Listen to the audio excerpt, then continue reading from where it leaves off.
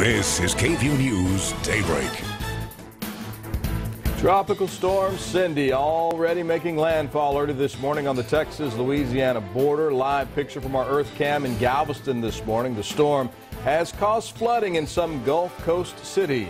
The National Weather Service saying this morning Cindy could cause life-threatening flash floods.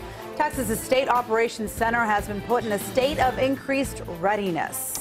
Good morning to you, and thank you for joining us for KVUE News Daybreak. It is now 6 a.m. I'm Brian May. And I'm Yvonne Nava. It is Thursday, June 22nd. Meteorologist Erica Lopez has been tracking the storm. So, Erica, what do we know so far? Well, we know so far that it is official. The storm has made landfall a couple hours ago this morning and still bringing in heavy rain for much of the Gulf Coast.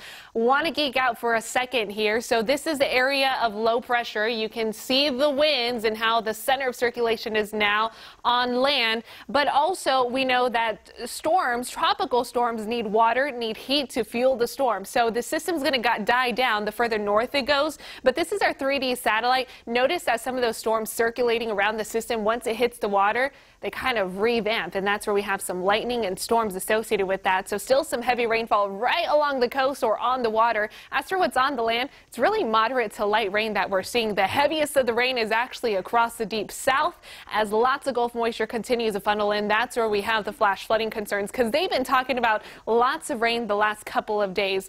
Didn't mean to have that graphic in, but just in case you wanted to know, the UV index is very high today, and what we are seeing east of us, lots of rain. This is the current details on Tropical Storm Cindy. Wind speed sustained at 40 miles an hour, so right at that threshold, and expected to weaken this morning as it continues to push north. I have more updates on that later on this morning. As for now, let's toss things back over to you guys for details on the rest of the newscast. All right, yes, we're going to still talk about Cindy. Gulf Coast residents are keeping a close eye on that storm, and it's already caused the death of a 10-year-old boy in Alabama. ABC's Marcy Gonzalez is in Louisiana with a look at what they're dealing with. With pounding rain and wind gusts up to 65 miles an hour. The first tropical system to make landfall this season is hitting the Gulf Coast.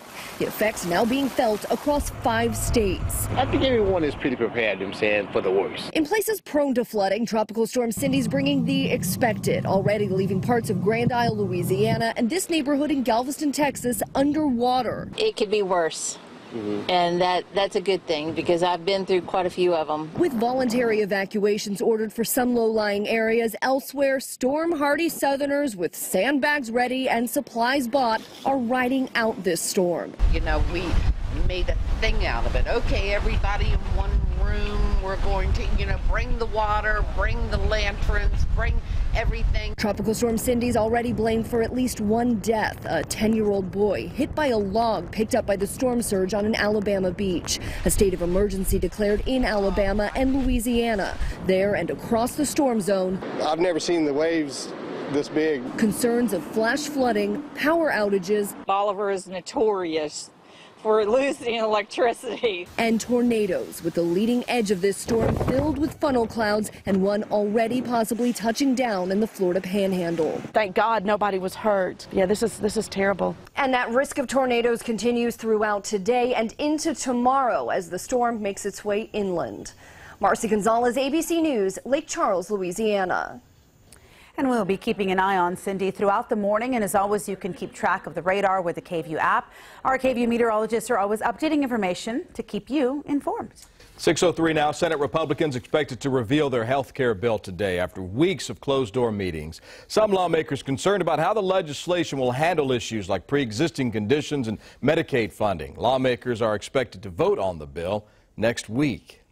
Lawmakers on Capitol Hill investigating Russia's meddling in the U.S. election last year. Yesterday, they heard from former President Obama's Homeland Security Secretary Jay Johnson. The Russian government, at the direction of Vladimir Putin himself, orchestrated cyber attacks on our nation. That is a fact, plain and simple. Johnson says one of DHS's top priorities is stopping the Russians from getting into election machines. I was very concerned about what I was seeing, and this was on my front burner all throughout the pre-election period to encourage the states to come in and seek our assistance. He told senators Russia tried to hack into election systems of nearly 24 states, but there's no evidence showing votes were changed in 2016's presidential election. And a new report has revealed millions of dollars wasted by the Pentagon on Afghanistan Army uniforms. $28 million in unnecessary spending was discovered by the agency managing the Afghan reconstruction. The money was spent over the past decade on special camouflage uniforms. And an Austin police sergeant is suing Ford for at least $1 million. The lawsuit says Sergeant Zachary LaHood was poisoned by carbon monoxide gas inside his Ford Explorer police unit in March. He passed out while driving an almost hit an oncoming bus. The lawsuit alleges Ford knew about an exhaust problem but failed to let the public know. It also says Leif Johnson Ford in Austin serviced the vehicle but failed to fix the defects. In a statement, Ford Motor Company says in part, quote, "We take the safety of our customers very seriously. We have thoroughly investigated reports of exhaust odor and do not believe this odor condition poses a safety risk." In the case of police interceptors, odors can be caused by non-Ford modifications or repairs that were not properly sealed.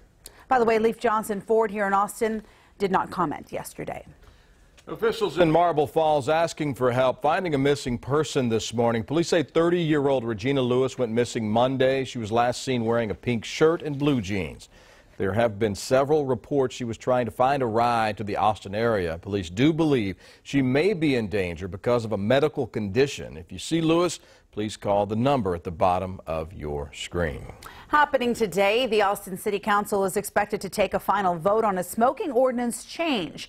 The council has asked to add e-cigarettes to the list of tobacco products covered by city ordinances. And this means that e-cigs would be banned in parks, restaurants, bars, and other public areas. The council meeting starts at 10 o'clock this morning. Flu season officially ended last month, but new research shows the vaccine this year wasn't very effective. Researchers say the vaccine was virtually ineffective in protecting adults ages 18 to 49. Great news. And seniors.